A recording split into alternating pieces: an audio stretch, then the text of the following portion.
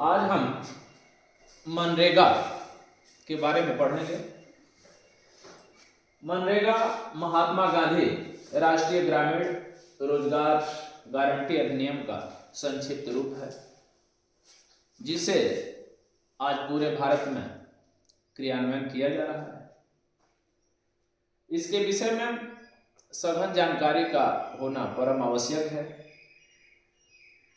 कब से यह प्रस्तावित हुआ, कब पारित हुआ और कब फिर कार्य क्षेत्र में प्रारंभ हुआ, उसके विषय में हम आज अध्ययन करेंगे। क्या लाभ है? बहुत सारे लोगों को तो लाभ के अभाव में इनकी जानकारी नहीं प्राप्त हो पाती है, और उन्हीं चीजों को जानने के लिए हमें विकास खंडों, जिला मुख्यालयों पर और कई लोगों से पूछना भी पड़ता है, लेकिन फिर भी हम उसके विषय में बहुत जानकारी नहीं अर्जित कर पाते हैं। और जानकारी जब तक व्यक्ति को नहीं रहेगी, तब तक वो न तो दूसरों को बता पाएगा और न ही उसका लाभ ले पाएगा। तो इसके लिए आम लोगों को जानकारी हो न हो, लेकिन अगर जो व्यक्ति चलता फिरता है, थोड़ी जानकारी रखने की कोशिश करता है, उसको तो जानना ही चाहिए। आज उसी के विषय में हम चर्चा करने जा रहे हैं। तो नरेगा का प्रस्ताव 20 अगस्त 2005 को प्रस्तावित हुआ, जिसे पूर्ण रूप से 7 सितंबर 2005 को पारित कर दिया जाता है। और यह योजना 2 फरवरी 2006 को भारत के लगभग 200 जिलों में शुरू की गई तथा 2007-08 में अन्य 130 जिलों में इसका विस्तार किया गया और 1 अप्रैल 2008 तक अंततः यह भारत के उस समय में 593 जिलों में लागू कर दिया गया। सबसे पहले प्रश्न उठता है कि कहां यह लागू किया गया। तो आंध्र प्रदेश के बंदावली जिले के अनंतपुर गांव में इसका प्रारंभ हुआ और तब से देखा गया कि काफी सफल है। और जब सफलता इसमें मिलने लगी, लोगों को रोजगार मिलने लगा, तो ये हुआ कि क्यों न पूरे भारत के विभिन्न क्षेत्रों में इसको लागू कर दिया जाए और इसको पूर्ण रूप से सहयोग दिया जाए। निश्चित रूप से भारत जो है वह गांव का देश है और ग्रामीणों के विकास के बिना भारत का विकास कर पाना तो संभव है नहीं। इसलिए सरकार पूर्ण मंशा से जनता के विकास के लिए इसका क्रियान्वयन किया। आगे हम जानने की कोशिश करेंगे कि मनरेगा होता क्या है। तो मनरेगा क्या है? तो मनरेगा एक अधिनियम है, यह योजना नहीं है, यह एक अधिनियम है। और इस अधिनियम के तहत कई योजनाओं का हमें लाभ प्राप्त होता है। तो मनरेगा एक अधिनियम है जो ग्रामीण अंचल में रहने वाले इच्छुक एवं बेरोजगार अकुशल लोगों को रोजगार देता है। अकुशल क्या है? अकुशल का मतलब कि जिसके पास किसी तरह का प्रशिक्षण नहीं है, जो बहुत पढ़ा लिखा नहीं है, किसी कार्य के करने की हुनर नहीं है, विशेष जानकारी नहीं है। क्योंकि अगर जानकारी प्राप्त हो जाती है तब तो ऐसे लोग कुशल हो जाते हैं। तो अकुशल का मतलब कि जिसके पास कोई कारीगरी हाथ की कला नहीं है, ऐसे लोग जो ग्रामीण इलाके में रहते हैं, वे किस तरह से अपने प्रतिदिन की जो दैनिक खर्चा है उसको किस तरह से वहन करें, इसके लिए इसको क्रियान्वित किया गया। तो मनरेगा का मुख्य उद्देश्य जो ग्रामीण इलाके में अकुशल बेरोजगार हैं उनके लिए रोजगार देना है। और इसके तहत निम्नलिखित जो नीचे लिखे गए हैं उनकी जानकारियां दी गई हैं कि आखिर मनरेगा है क्या, कब से लागू हुआ। तो इसका पहला पॉइंट है ए कि मनरेगा का पूरा नाम क्या है। तो पूरा नाम इसका होता है महात्मा गांधी राष्ट्रीय ग्रामीण रोजगार गारंटी अधिनियम।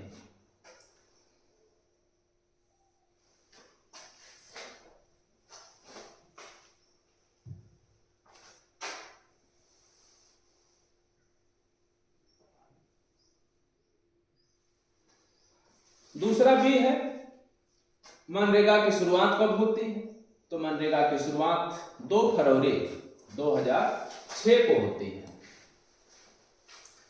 मनरेगा के नीति निर्माता कौन है, जिन्होंने पहले बार इसको प्रकाश में लाया, तो मनरेगा के नीति निर्माता जीन ड्रेच थे, जो बेल्जियम निवासी थे एवं अर्थशास्त्री भी थे और दिल्ली में हमारे यहाँ कार्यरत थे। तो इनको पूछा जाता है कि मनरेगा के नीति निर्माता कौन थे, तो जीन ड्रेच थे और बेल्जियम निवासी थे और एक अर्थशास्त्री भी थे। अगला पॉइंट आता है, उस समय सरकार किसकी थी जब यह योजना लागू हुई या यह एक लागू हुआ, तो उस समय कांग्रेस की सरकार थी और डॉक्टर मनमोहन सिंह प्रधानमंत्री थे। चूंकि यह भी एक अर्थशास्त्री थे और वो भी अर्थशास्त्री, और अर्थ माने होता है धन, धन का ज्ञान तो चूंकि अर्थशास्त्रियों को ज्यादा होता ही है। मनरेगा दिवस प्रत्येक वर्ष इसीलिए 2 फरवरी को ही मनाया जाता है। अगला पॉइंट है कि मनरेगा के प्रथम चरण की शुरुआत 2 फरवरी 2006 से राजस्थान के 6 जिलों में हुई। अब पूछा जाता है कि उत्तर प्रदेश में कब हुई, तो उत्तर प्रदेश में भी मनरेगा की शुरुआत 2006 में ही हुई। अगला पॉइंट है कि मनरेगा के द्वितीय चरण की शुरुआत कब हुई, तो 1 अप्रैल 2007 से हुई। और 2007 से हुआ कब, कि ये तो जिले थे ही, इसके अलावा अन्य 126 जिलों में भी यह क्रियान्वित कर दिया गया।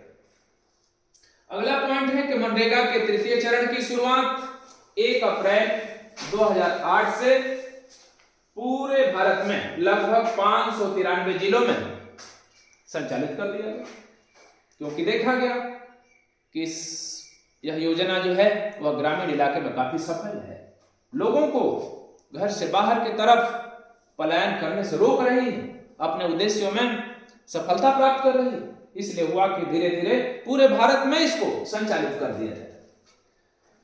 अगला पॉइंट है नामकरण। प्रारंभ में मनरेगा का नाम नरेगा हुआ करता था। जब यह पारित हुआ तो उस समय यह नरेगा हुआ करता था, लेकिन 2 अक्टूबर सन 2009 से नरेगा का नाम बदल करके मनरेगा कर दिया गया। उस समय हमारी जो पंचायतें थी वह स्वर्ण जयंती मना रही थी। उसी के दौरान महात्मा गांधी के जन्म दिवस 2 अक्टूबर 2009 से नरेगा का नाम बदल करके मनरेगा कर दिया गया, महात्मा गांधी शब्द उसमें जोड़ दिया गया।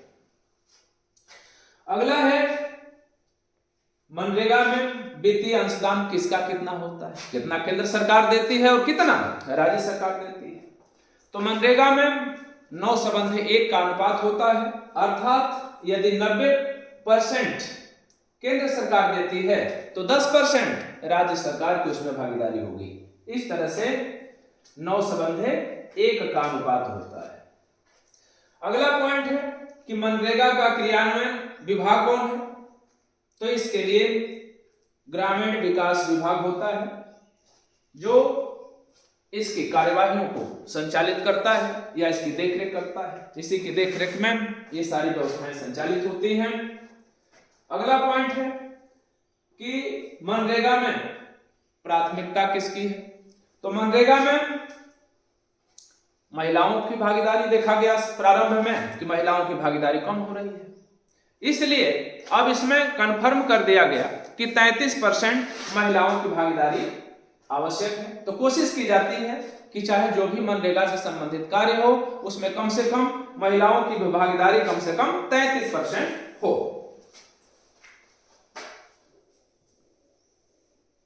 इसके बाद जो हम देखने जा रहे हैं वह है मनरेगा का उद्देश्य, किस लिए इसको बनाया गया, इसका उद्देश्य क्या है।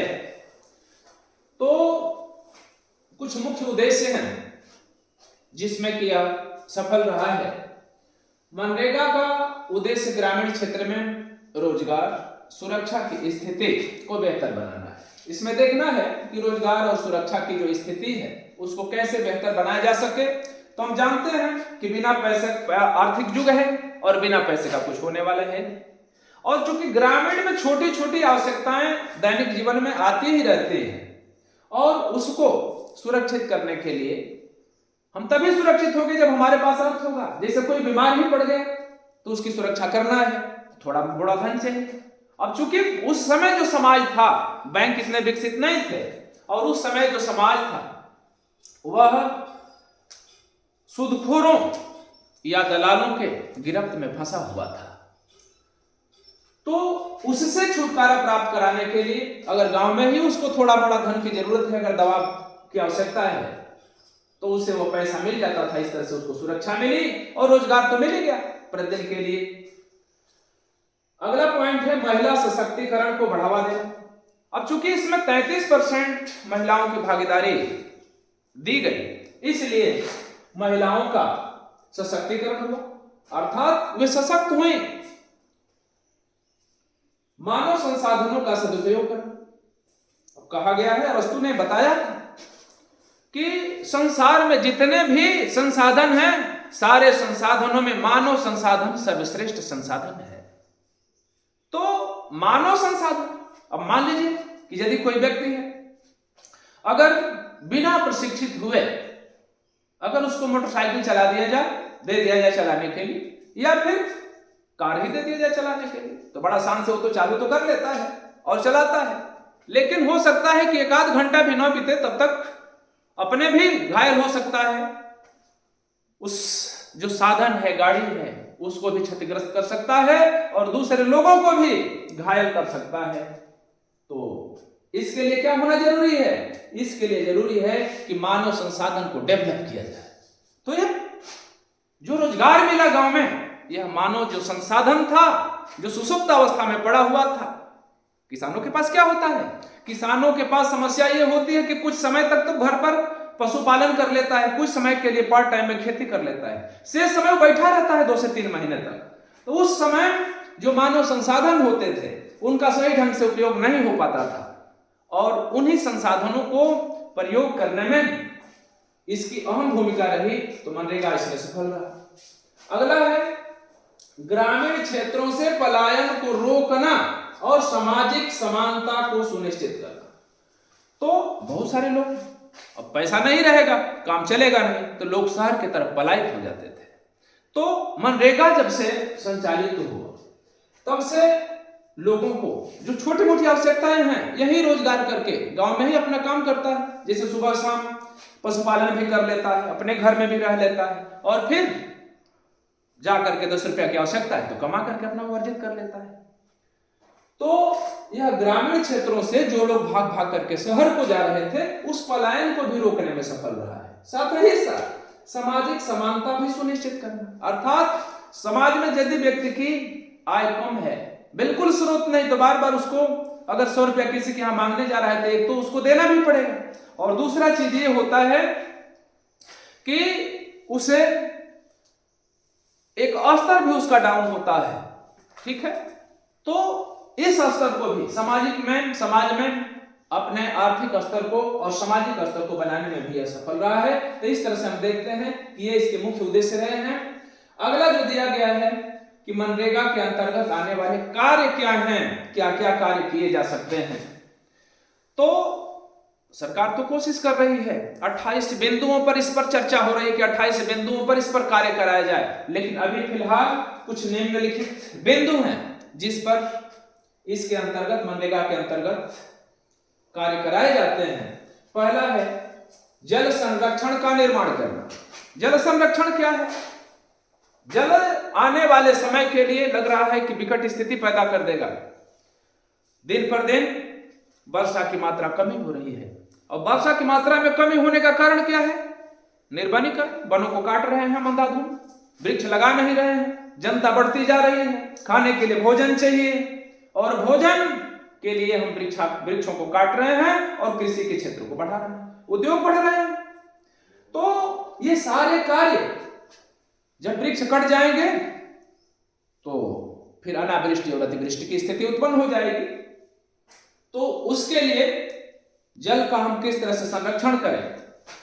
तो जल को जो नदियों में बह करके चला जाता है बरसात के टाइम में, अगर उससे पहले हम उसकी मेड़बंदी करके पानी को यथास्थान पर रोक ले तो रिस करके और धीरे धीरे वह भूमि में भूमिगत जल के रूप में संचित होता रहता है और आवश्यकता अनुसार हम पीने के लिए और फिर कृषि कार्य करने के लिए भी उसका हम उपयोग कर सकते हैं। इसके अंतर्गत जितने भी कार्य कराए जाते हैं वे जल संरक्षण संबंधी कार्य मनरेगा के अंतर्गत कराए जाते हैं। अगला जो है वृक्षारोपण। वृक्ष दिनों दिन कटते जा रहे हैं तो उनकी पूर्ति के लिए वृक्षारोपण कराया जाता है और लोगों की खाली पड़ी भूमि का भी उपयोग उससे हो जाता है और साथ ही साथ ये भी फायदा होता है कि लोगों के लिए ऑक्सीजन जिसको प्राणवायु कहते हैं वो भी मिलता है और साथ ही साथ वृक्षारोपण के कारण जो हमारी व्यर्थ की भूमि है उसका भी उपयोग हो जाता है। वृक्ष एक तरह से कहे गए हैं कि वृक्ष एक तरह के वन है और ये वृक्ष जो है वह बैंक है और बैंक जो होता है ना, हो सकता है कि रात में जाए तो आपको बैंक पैसा दे या ना दे, कोई बीमार पड़ जाए तो, लेकिन आपके पास अगर एक वृक्ष होगा ना तो वह 10,000 का है तो 8,000 में सही 5,000 में ही सही बेच करके और उसको उस रात या उसी समय आप उसका उपयोग कर सकते हैं। तो इस तरह से वृक्षारोपण के लिए प्रोत्साहित किया जाता है। इससे भूमि का भी उपयोग होता है, मानव श्रम का भी उपयोग हो जाता है और उस ग्राम सभा का जो उसकी आय है वह भी बढ़ती है। और समझ लीजिए कि अगर एक ग्राम सभा की आय बढ़ी तो पूरे भारत की भी आय बढ़ेगी, क्योंकि भारत तो गांव का देश है ना। अगला जो है टैंक एवं तालाब की खुदाई करना। गांव में जो टैंक है वो हो सकता है कि साफ न हो तो उसकी सफाई भी करनी पड़ती है और साथ साथ कभी कभी खुदाई भी करनी पड़ती है। कोई नीचे वाली भूमि है जो जल जमाव रहता है तो वहां पर अगर ठीक ठाक से खुदाई कर दिया जाए और खुदाई करके उसमें चाहे तो मछली पालन भी कर सकते हैं। तो इस तरह से इसको जोड़ा जाता है। आगे दिया गया है कि और क्या काम होते हैं तो मार्ग और चकबंद का निर्माण करा सकते हैं। इसके अंतर्गत जो मार्ग है पगडंडियां हैं उस पर हम लोग काम करा करके आने जाने के मार्ग को ठीक ठाक करा सकते हैं। और चकबंद का मतलब होता है जो हमारा खेत है उसके चारों तरफ बांध बनाना, और बांध बनाने की वजह से क्या हो जाता है, जल का संचय होता है। जल जो बाहर बह करके नदियों में चला जाता है उससे एक तो बाढ़ की स्थिति को रोक सकते हैं और दूसरी स्थिति जो होती है हमारे यहाँ वह है कि जल जिस स्थान पर है वर्षा का जल वहीं रिस करके और भौगर्भिक जल को बढ़ाए तो भूमि में जल की मात्रा को भी बढ़ाता है। अगला हम काम कराते हैं नाली व जल निकास से संबंधित कार्य। जितना जल निकास की स्थिति है, गांव में अगर जल जमाव होगा, गंदे पानी जमेगा तो उससे विभिन्न प्रकार के जो रोग होंगे वह उत्पन्न होंगे। तो अगर नाली बना करके उसको उचित स्थान तक निकास कर दिया जाए तो इसमें भी हम इन मजदूरों से कार्य करा सकते हैं और ये सारे कार्य कराए जाते हैं। अगला है भूमि का समतलीकरण। भूमि का समतलीकरण होता है तो भूमि का समतलीकरण भी इसके अंतर्गत कराया जाता है। इसमें जो मनरेगा मजदूर हैं अगर उनका भी खेत है तो फायदा तो सबसे बड़ा ये है कि वे अपने खेत में काम भी करते हैं, उनकी मजदूरी भी बनेगी और खेत भी समतल हो जाएगा। तो एक तो उनके पास छोटा छोटा खेत होता है और छोटे खेत अगर समतल हो जाएं तो उसमें कृषि को बढ़ाया जा सकता है। साथ ही साथ अन्य लोगों की भी जो भूमि होती है उबड़ खाबड़ उस जमीन को चयनित किया जाता है और इसके बाद प्रस्ताव भेजा जाता है और प्रस्ताव भेज करके और फिर मजदूरों से काम करा करके ग्राम सभा के भूमि की दिशा और दशा को परिवर्तित किया जा सकता है। तो ये रहे हैं इसके अंतर्गत।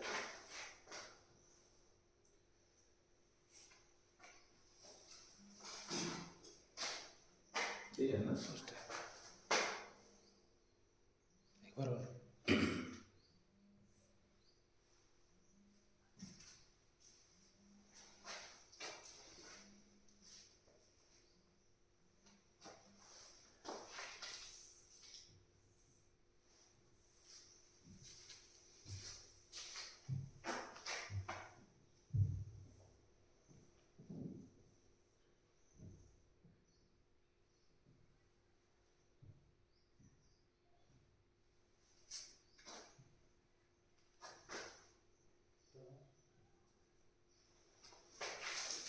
आगे है मनरेगा के नियम और शर्तें। नियम क्या है इसके अंतर्गत इसे भी जानना जरूरी है। तो सबसे पहला जो नियम है कि इसमें तो 100 दिनों का रोजगार मिल जाता है। दूसरा, आप लोगों ने सुना है कि 33% महिलाओं की भागीदारी सुनिश्चित हो जाती है। दूसरा काम ये है। तीसरा है कि एक हफ्ते में एक दिन का अवकाश होना चाहिए। जैसे 8 दिन का 7 दिन है, पूरे 7 दिन का एक हफ्ता होता है, उसमें एक दिन अवकाश, किसी दिन भी साप्ताहिक रेस्ट होता है और 6 दिन ही काम कराया जाता है। अगला है कि प्रतिदिन केवल 7 घंटे ही कार्य करने होते हैं। अब तक आप लोग जानते हैं कि 8 घंटा, हालांकि गांव में कराए भी जाते हैं, लेकिन नियम यह है कि 7 घंटा ही वह उससे काम लिए जाए, 1 घंटा का उसमें भी रेस्ट हो। अगली प्रक्रिया इसमें कि गांव घर से कार्यस्थल की दूरी यथासंभव 5 किलोमीटर से कम हो। कहीं ऐसा न हो कि 5 किलोमीटर से दूरी बढ़ा दिया जाए। तो 5 किलोमीटर से अगर दूरी बढ़ा दी गई तो 10% उसे अतिरिक्त यात्रा भत्ता के रूप में दे होगा। इसलिए कोशिश की जाती है कि ग्राम सभा के उसके आवास से लगभग 5 किलोमीटर के अंदर ही कार्य दिए जाए। अगला है कि कार्य के दौरान अगर किसी की मृत्यु हो जाती है अथवा कोई अपाहिज हो जाता है तो केंद्र सरकार के द्वारा तत्काल उसे 25,000 तक का मुआवजा देने का प्रावधान है। साथ ही उसे बीमा राशि, बीमा तो चूंकि सभी मनरेगा मजदूरों का हो ही जाता है, तो उनको बीमा राशि भी प्राप्त होती है। यदि कोई विकलांग अथवा शारीरिक रूप से असक्षम हो तो भी उसे कार्य करने से मना नहीं किया जा सकता है। कार्य करने का मतलब, अब जैसे कोई विकलांग है और उसका कार्ड भी आप मना नहीं कर सकते, कार्ड नहीं बनेगा, कार्ड उसको बनवाना है क्योंकि वह भी तो अकुशल मजदूर है। तो उसे कार्य पर वो जाएगा और उसे हो सकता है कि आपको उससे फोड़ा नहीं चल सकता है, लेकिन पानी लाने के कार्य में लगा सकते हैं। या फिर हो सकता है कि उसे कोई बच्चा है, ऐसा भी तो है कि महिलाएं काम करने के लिए जाती हैं, तो उनके बच्चों की देखरेख करने के लिए, या फिर कुछ नाश्ता पानी है या कुछ सामान है तो उसका देखरेख करने के लिए उसको लगाया जा सकता है और उसकी भी सेम मजदूरी बनती है। तो उसको यदि कोई व्यक्ति असक्षम हो तो उसे मना नहीं कर सकते हैं। अगला है कि मनरेगा मजदूरों को कार्य के दौरान पेयजल, छाया और प्राथमिक चिकित्सा भी दी जानी चाहिए। अगर बाई दी किसी का कट गया तो बैंडेज या फर्स्ट एड, अभी वीडियो में आपको आगे मिलेगा कि कौन कौन से किट होते हैं, कौन कौन दवाएं हैं, खांसी जुकाम बुखार, आंख में कोई प्रॉब्लम हो जाए, या फिर जो प्राथमिक आवश्यकताएं हैं उसको कैसे, कौन कौन सी दवाएं होती हैं और वह किट किस तरह से उपस्थित होना चाहिए। तो इसमें सरसरी निगाह से एक बार देख भी सकते हैं कि प्राथमिक किट में काम आने वाले जो किट है और उसमें जो औषधियां हैं, तो उन औषधियों में है पहले नंबर पर पैरासीटामोल टैबलेट होता है जो बुखार के काम में आता है। बुखार है, बदन दर्द है तो पैरासीटामोल दे दिया जाता है। उसमें जो दूसरी मेडिसिन होती है वह होता है सिट्रोजिन, और सिट्रोजिन सर्दी जुकाम खांसी वगैरह होती है आमतौर पर, तो ऐसा नहीं है कि वो काम उसका बंद रहेगा तो उसको वो भी दे दिया जाता है। तीसरी दवा आती है क्लोरोफेनिरामिन्स जो 400 mg में होती है, खांसी जुकाम और एलर्जी वगैरह के लिए होती है कि अगर आपको काम करते समय कोई प्रॉब्लम होने लगे तो तुरंत जो मेट होता है आपका साथी काम कराता है वह तुरंत आपको देगा, क्योंकि उसको उसमें प्रशिक्षण दे दिया जाता है कि ये दवाएं इस काम में आएंगी। अगली जो दवा होती है मेटोक्लोप्रामाइड होता है, और यह औषधि तब दी जाती है जब किसी को उल्टी वगैरह होने लगती है, क्योंकि काम के दौरान धूप वगैरह होती है, मौसम में अंतर होता है, तो ये सब होता रहता है। अगली जो दवा है वह है लोप्रामाइड्स या लोमोफेन वगैरह जिसको कहते हैं, मेट्रोजिल वगैरह होता है। इसका प्रयोग हम दस्त के लिए करते हैं। अगर किसी का तबीयत खराब हो गया, दस्त वगैरह होने लगी तो उसको हम दे देते हैं। अगला जो मेडिसिन है SSI ड्रॉप्स है। अगर आंख में कुछ पड़ जाता है तो उसे रगड़ने नहीं दिया जाता है, साफ पानी से पहले धोया जाता है और उसको जो है आई ड्रॉप रखे रहते हैं, तो आंखों के लिए वो 20% का आता है, वो आंखों के लिए उसको दे दिया जाता है। या आंख में कोई ऐसे भी अगर धूप वगैरह की वजह से भी अगर आंख में प्रॉब्लम है तो इसका प्रयोग किया जाता है। अगला जो मेडिसिन है पोविडेंस आयोडीन ट्यूब सॉल्यूशन होता है।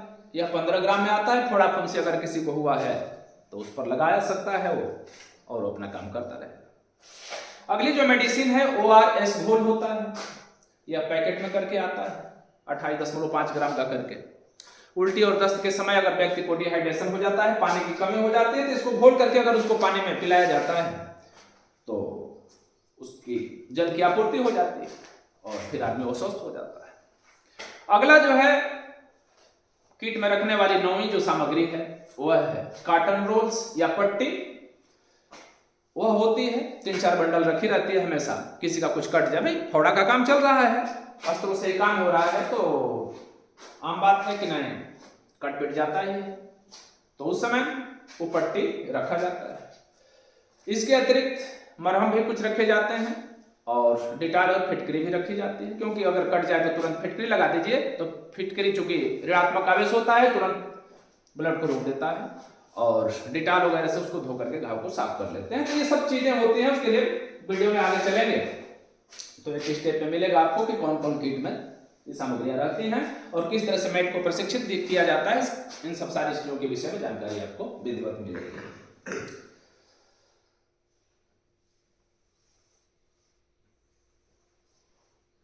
अगला जो पॉइंट है मनरेगा कार्ड कैसे बनवाएं। तो जैसे आजकल देख रहे हैं सारी व्यवस्थाएं ऑनलाइन चल रही है, लेकिन ये जो आवेदन फॉर्म है यह ऑनलाइन नहीं भरा जाता, क्योंकि ऑनलाइन आप भरते भरते जाएंगे तो वहां पर पासवर्ड और जो उसकी लॉगिन करने वाली सिस्टम होता है वह अधिकारियों के पास रहती है ना, तो कोई भी बना लेता। तो चूंकि पात्र व्यक्ति का ही चयन हो और इसलिए वो अधिकारियों के थ्रू होता है, तो इसको आप ऑनलाइन नहीं कर सकते हैं, ऑफलाइन भी होता है, फॉर्म भरा जाता है। तो अब उसमें समस्या यह है कि कौन कौन से दस्तावेज हो भाई, बार बार पूछने जाते हैं। तो एक वीडियो देख लीजिए और सारी चीज आपको जानकारी मिल जाएगी। तो उसमें इसको ऐड किया गया है। तो इसके लिए जो आवश्यक दस्तावेज है या जिसको डॉक्यूमेंट आप बोलते हैं, तो इसमें पहला लगता है आधार कार्ड, आपकी पहचान पत्र। आजकल तो जाने गया कि आधार कार्ड पूर्ण पहचान पत्र के रूप में हो गया है, तो उसको ले सकते हैं। या फिर राशन कार्ड ले लीजिए। राशन कार्ड बताता है कि आप यहीं के निवासी हैं, ग्राम सभा में ही रहने वाले हैं, क्योंकि ग्रामीण में रहना तो भाई आवश्यक है इसके लिए, सारे लोगों का ये बनता है। अगला है पासपोर्ट साइज का एक फोटो होना चाहिए। राष्ट्रीयकृत बैंक, कोई भी राष्ट्रीयकृत बैंक हो जिसको सरकार से मान्यता हो, अथवा अगर बैंक में नहीं है, अगर ये पोस्ट ऑफिस में भी खाता है तो भी चल जाता है। तो राष्ट्रीयकृत बैंक की खाता संख्या होनी चाहिए और मोबाइल नंबर होना चाहिए, जो कि आम लोगों की तो है। तो ये दस्तावेज होते हैं और ये लेकर के आप किसके पास जाएंगे, बात इसकी आती है। तो इसके लिए आप जाएंगे, इस कार्यवाही को करने के लिए सबसे पहले उपरोक्त दस्तावेज को ग्राम प्रधान या ग्राम सेवक ग्राम सभा में लगे रहते हैं और उनके पास जमा करते हैं और वह उसे सत्यापित करके जॉब कार्ड रजिस्टर में लिस्ट कर लेता है और फिर एक जो कंप्यूटराइज लिस्ट होती है उसमें भी जुड़वा देता है। और इसके बाद नियम तो 15 दिन है, लेकिन 15 से 21 दिन के अंदर ही यह जॉब कार्ड आवेदक को प्रदान कर दिया जाता है। आवेदक गलती क्या करते हैं, कभी कभी हम लोग जाते हैं गांव में प्रशिक्षण वगैरह देने के लिए, तो जानकारी ये मिलती है कि हमारा तो 6 महीने से हम दिए हैं, हमारा बनबे नहीं किया। तो इसके लिए सबसे बड़ी गलती ये होती है कि आवेदक को जब ले जाकर के प्रधान अथवा रोजगार सेवक को दे रहा है तो उसको एक रसीद मिलती है, वह रसीद कटवा ले कि मैं इस डेट में दिया हूं और डेट डलवा ले और साइन करा ले। अगर उसको मिलने के बाद रसीद तो कंफर्म हो गया कि किस दिन में आपने जमा किया और नहीं बना, तब तो आप पूछेंगे कि मैंने 15 दिन हो गया अभी हमारा क्यों नहीं बना। तो कारण क्या है कि ये जमा करके चले आते हैं, इनको जानकारी तो होती है नहीं, और इसलिए उस साल भर 6 महीने लग जाते हैं, यहां तक कि मन करेगा तो बनाएगा, मन करेगा तो नहीं बनाएगा। तो उसके लिए एक रसीद आप लिखवा दीजिए कि मैंने इस डेट को ये डॉक्यूमेंट दिया। तो ये हो जाता है कि इसको किसके पास आप जमा करें। दूसरी चीज है उसको सत्यापित किया जाता है और सत्यापित करके ग्राम पंचायत से जॉब कार्ड रजिस्टर में लिस्ट करा करके उसको जुड़वा दिया जाता है और यह 15 से 21 दिन के अंदर आपको मिल जाता है। जॉब कार्ड मिलने के 15 दिन के अंदर कार्य मांगने पर कार्य दिया जाएगा। सबसे बड़ी गड़बड़ी इसका ये है कि कार्य अगर आप लिखित रूप से मांगिए, एप्लीकेशन कराइए, एक दीजिए और एक कॉपी ले लीजिए कि मैंने इस दिन आपसे काम मांगा है, यही काम नहीं होता है। ऐसे कोई जो बड़ा इच्छुक है तो जाकर के मांगता है मौखिक, तो मौखिक का तो कोई मतलब है नहीं। लिखित रूप से आप मांगिए कि मुझे काम चाहिए और काम मांगने के 15 दिन के अंदर, अब बता रहा है यहाँ कि 15 दिन के अंदर कार्य मांगने पर कार्य दिया जाएगा और कार्य न दिए जाने पर अगर आपके पास लिखित डॉक्यूमेंट है, मैंने काम मांगा है और कार्य अगर नहीं मिला तो उस स्थिति में उसे बेरोजगारी भत्ता देय होगी। और अगर 30 दिन तक वह नहीं काम कर पाता है तो लगातार 30 दिनों तक उसको 1/4 उसकी मजदूरी का 1/4 भाग, जैसे मान लीजिए कि मोटा मोटी मान लीजिए कि 231 है और उसका 1/4 कर दीजिए, या 200 ही मजदूरी मान लीजिए तो 1/4 कर दीजिए, तो 50 रुपया उसको पर डे के हिसाब से आपको 30 दिनों तक दे। उसके बाद भी अगर वह पंचायत उसको कार्य नहीं मुहैया करा पाती है तो 70 दिनों तक उसकी मजदूरी का 1/2 अर्थात अगर 200 मजदूरी है तो उसका आधा 100 रुपया उसको 70 दिनों तक दे होगा। अर्थात आपको 70 दिनों के बाद, हाँ 70 दिनों के बाद दे होंगे, हाँ 70 दिनों के बाद दे होते हैं। आगे देखिए पात्रता। अब इसमें पात्र कौन होगा, इसमें कौन पात्र व्यक्ति है, तो इसका आवेदक कैसा होना चाहिए, तो इसका आवेदक जो है वह अकुशल मैनुअल कार्य करने के लिए तैयार होना चाहिए। आवेदक कैसा होना चाहिए, अकुशल। कुशल का मतलब नहीं कि मैं मिस्त्री हूं अब मुझको 400 के हिसाब से जोड़ के मिलना चाहिए, नहीं, आप कुशल भी हैं चाहे अकुशल है, उसमें गए तो अकुशल मान आपका होगा और आपको मजदूरी जो निर्धारित है 231 या जिस वित्तीय वर्ष में जितना निर्धारित है उतना ही पर डे के हिसाब से मिलेगा। तो आवेदक अकुशल मैनुअल का मतलब होता है मैन पावर, शारीरिक क्षमता से कार्य करने के योग्य हो, तो मैनुअल कार्य करने के लिए तैयार होना चाहिए। एक बिल्कुल तैयार हो कि मैं बिल्कुल 7 घंटा काम करूं प्रतिदिन। दूसरा चीज, स्थानीय पंचायत में किसी परिवार का सदस्य भी होना चाहिए। अब उसी ग्राम सभा में जहां यह जॉब कार्ड धारण करने जा रहा है उसी पंचायत का क्या होना चाहिए, सदस्य होना चाहिए। आवेदक ग्रामीण क्षेत्र का निवासी, गांव शहर में रहने वाला नहीं, ग्रामीण क्षेत्र में ही रहने वाला हो। जॉब कार्ड पुरुष अथवा महिला किसी का भी बन सकता है, पुरुष और महिला किसी का भी बन सकता है। अगला दिया गया है कि राशि का निर्धारण, तो राशि का निर्धारण राज्य सरकार द्वारा राशि एवं पात्रता का निर्धारण किया जाता है। भले 90% गवर्नमेंट राज्य केंद्र सरकार देती है, लेकिन निर्धारण तो भाई राज्य स्तर पर ग्राम सभा को ज्यादा राज्य ही जानती है, तो निर्धारण करती है कि किसको कैसे क्या करना है। इसके बाद जो मुख्य बिंदु है हमारा वह है मनरेगा के लाभ क्या हैं। तो इसके 3 तरह के लाभ उठा सकते हैं आप लोग, जिसमें पहला लाभ है मुख्य लाभ। अब मुख्य लाभ में 2 लाभों में इसको बांटा गया है कि मनरेगा के 2 लाभ हैं, मुख्य लाभ और गौण लाभ। मुख्य लाभ के अंतर्गत दैनिक दर पर मजदूरी, जो दैनिक रेट है मनरेगा का उस पर आपको मजदूरी मिल जाएगी। ग्राम सभा में ही अपना काम करते हुए 7 घंटा काम करिए, उसमें जाकर के फिर आकर के घर पर काम करिए तो दैनिक मजदूरी मिल जाएगी आपको। स्थानीय स्तर पर रोजगार मिल जाता है, जहां आप जिस घर में रहने वाले हैं उसी के बाहर निकल करके 5 किलोमीटर के अंदर आपको काम मिल जाता है। अगला है आपदा के समय राशन एवं भत्ता मिले। देखे हैं जो कोविड-19 के समय में लोगों को फ्री राशन मिलता था, और क्या मिलता था, और मिलता था कुछ हजार रुपया करके या कुछ सहयोग राशि जो है गवर्नमेंट आपको बैंक खाते में डालती है तो वह भी मिल जाता है। अगर नहीं आपके पास जॉब कार्ड है तो थोड़े नहीं मिलेगा। प्रधानमंत्री आवास की पात्रता हो जाती है, कह रहे भाई चलिए गरीब आदमी है, काम करने वाला आदमी है, तो उसको आवास में भागीदारी दे दिया जाए। अपने परिवार में रहते हुए रोजगार मिल जाता है। दुर्घटना बीमा एवं गंभीर बीमारी की स्थिति में इलाज हेतु आर्थिक मदद भी मिल जाती है, भाई पैसा रुपया का स्रोत एक बन जाता है। अगला है कि घर पर रहकर ही 100 दिनों का रोजगार मिल जाता है। तो ये सारी व्यवस्थाएं हैं जो मुख्य लाभ के अंतर्गत आती है। इसके अतिरिक्त इतना तो सभी लोग जानते हैं। अब इसके बाद कुछ गौण लाभ भी हैं जो कि अब हम लोग अगले इस सेक्शन पर देखेंगे।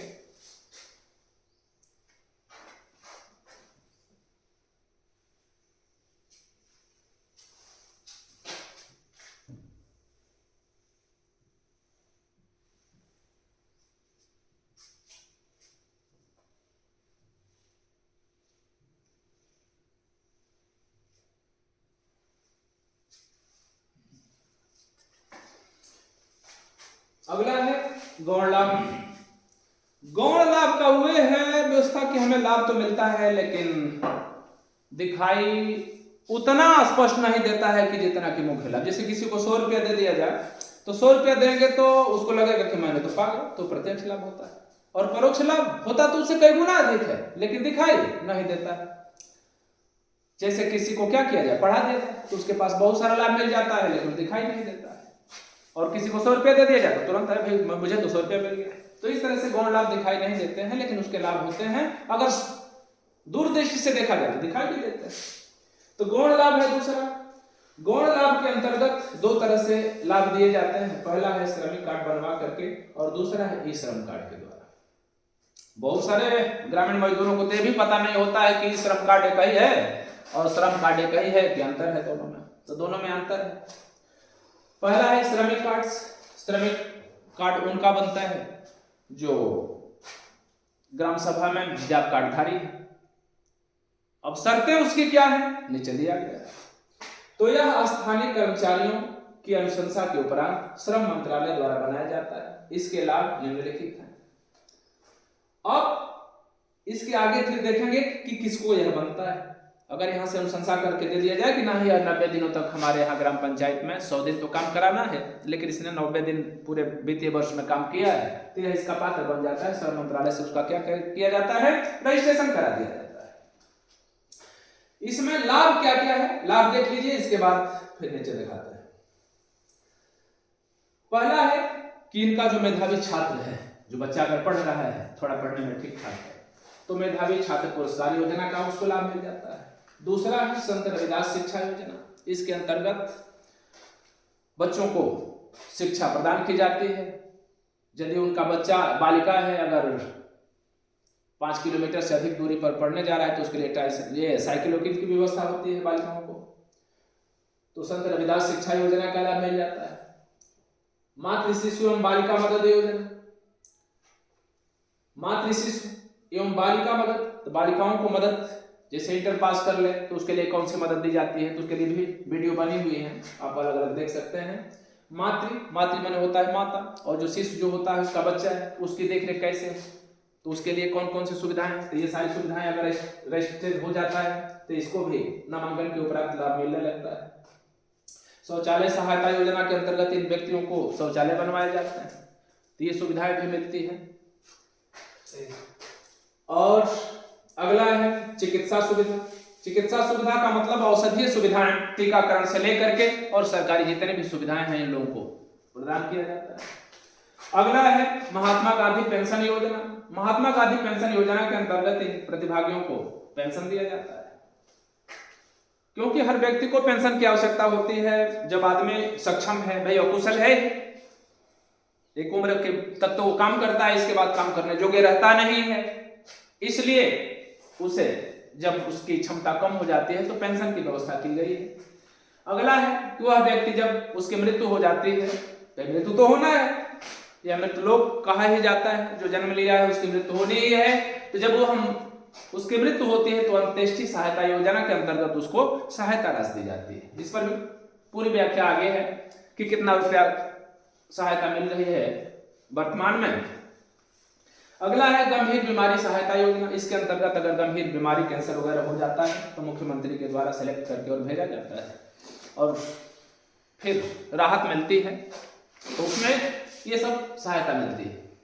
अगर अगला है कि कन्या विवाह अनुदान योजना। अगर उसकी लड़की बड़ी हो गई, सयानी हो गई, तो भाई आजकल जान ही रहे हैं बिना पैसा रुपए का कुछ होना है नहीं, तो उसके लिए उन कन्याओं की शादी विवाह हेतु धन मुहैया कराया जाता है। अगला है आवासीय विद्यालय योजना।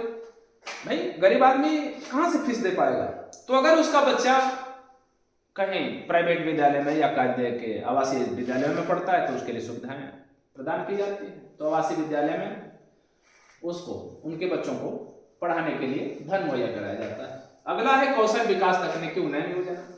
उसको कौशल विकास के लिए, कुशल बनाने के लिए, भाई पिता तो चूंकि पढ़ा लिखा नहीं तो वह तो कुशल नहीं हो पाया, लेकिन कोशिश ये किया जाता है कि आने वाली जो पीढ़ी है उसको तो कुशल बना दिया जाए। तो उनको बच्चों को पढ़ाने के लिए जो कौशल विकास तकनीकी उन्नयन योजना के अंतर्गत उनको उन्नयन किया जाता है, उठाने का प्रयास किया जाता है, बौद्धिक तौर से और कुशलता प्रदान करके और कौशल गुणों से परिपूर्ण करके।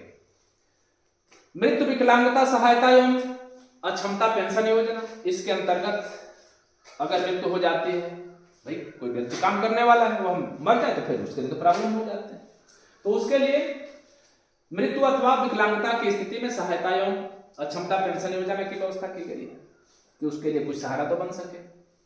अगला है पंडित दीनदयाल उपाध्याय चेतना योजना के अंतर्गत उनको सहायता मिलती है।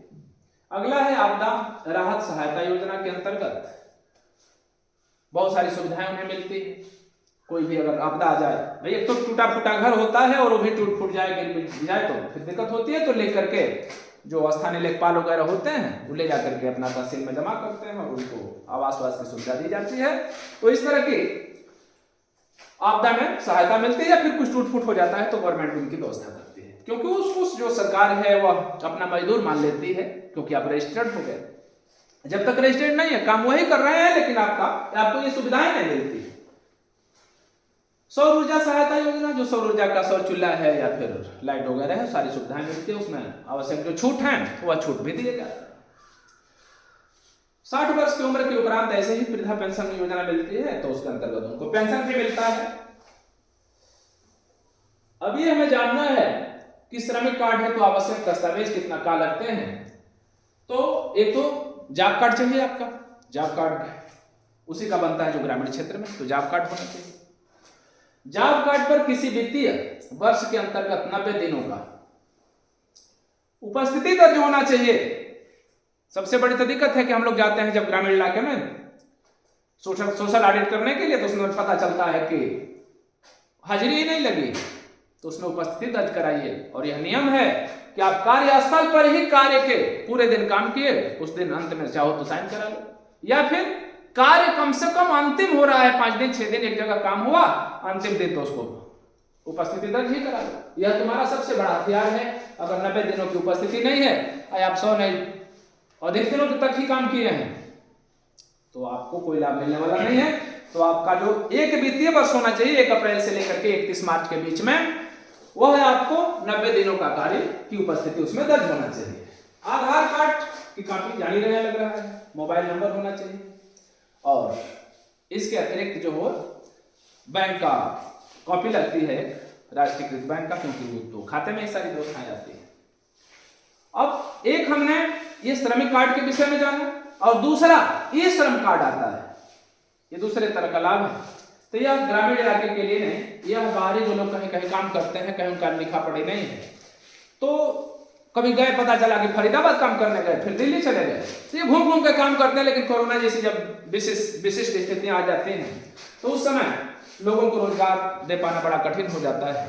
तो सरकार उनको चिन्हित किया कि इनको क्यों नहीं श्रम कार्ड के अंतर्गत जोड़ लिया जाए। और ई श्रम कार्ड होता क्या है, तो ये एक तरह का दस्तावेज है जिस पर आपकी आईडी वगैरह होती है, और उसको आप दर्ज करा लेते हैं, तो सरकार के खाते में या सरकार के लिस्ट में आप मजदूर के रूप में दर्ज हो जाते हैं। चाहे आप काम दिल्ली में करें चाहे दौलताबाद में करें, उससे कोई मतलब नहीं है। तो ये है ई श्रम कार्ड, इसको नेट के माध्यम से आपको जोड़ लिया जाता है और मान लिया जाता है कि नहीं आप एक मजदूर हैं। तो यह एक प्रकार का असंगठित क्षेत्र में कार्य करने वाले मजदूरों को दिया जाने वाला एक कार्ड है, जिसका डाटा सरकार के पास रहता है, और इसके लाभ निम्नलिखित हैं। श्रमिकों को सामाजिक सुरक्षा कल्याणकारी योजनाओं का लाभ प्रदान करना, और प्रधानमंत्री सुरक्षा योजना, ये सुरक्षा योजना के अंतर्गत इनकी भी बीमा वगैरह होती है। श्रम योगी मानधन योजना का भी इन्हें लाभ मिलता है, और प्रवासी मजदूरों को रोजगार प्रदान करना इसका मुख्य उद्देश्य है। तो प्रवासी का मतलब हुआ कि प्रो माने दूसरे दूसरे जगह पर, आज दिल्ली में है, कल दौलताबाद है, कल कहीं है, कहीं किसी दिन किसी शहर में जाके काम करते हैं भाई, उनको तो एक जगह रहना है नहीं, तो इसलिए इनको अलग अलग व्यवस्था है। तो इस तरह से हमें लगेगा कि नहीं, आप इन चीजों को अगर एक बार देख लें तो बहुत सारी चीजों की जानकारी हो जाएगी। इसके अतिरिक्त जो विशेष कोटेशन है उनके अतिरिक्त उन पर अलग अलग से वीडियो हमारी बनती है, और इसको आप देखने के लिए अगर चाहें कि नहीं हम इसकी जानकारी प्राप्त करें तो उसके लिए dr.an classes, dr लिखेंगे, dr टाइप करेंगे और डॉट करके और an क्लासेस अगर लिख देंगे और सर्च करेंगे तो सारी जानकारियां आपको मिलेंगी, और उस पर जो भी आपकी मनरेगा से संबंधित जानकारी लेनी है वह मिल जाएगा। और इतना भी अगर देख लेते हैं तो लगभग बहुत सारी जानकारी आपको हो जाएगी। तो किसी से बार बार घूमने से बढ़िया है कि एक बार टर्न कर लीजिए और देख लीजिए, फिर भूलता है, फिर 2-4 दिनों के बाद एक बार टर्न कर लीजिए, देख लेंगे। क्योंकि जानकारी के बिना अगर जानकारी नहीं रहेगी तो आप मांगेंगे नहीं, किसी से पूछेंगे नहीं, और मांगेंगे नहीं तो मिलेगा नहीं। ईसा मसीह ने कहा था कि खोजोगे ढूंढोगे तो मिलेगा, खटखटाओगे तो खोला जाएगा, और मांगोगे तब मिलेगा। लेकिन मांगोगे कब? जब जानोगे तब। तो सब्सक्राइब करिए डॉक्टर एआन क्लासेस को, और फिर आप बहुत सारी जानकारियां को अर्जित कीजिए। तो इसमें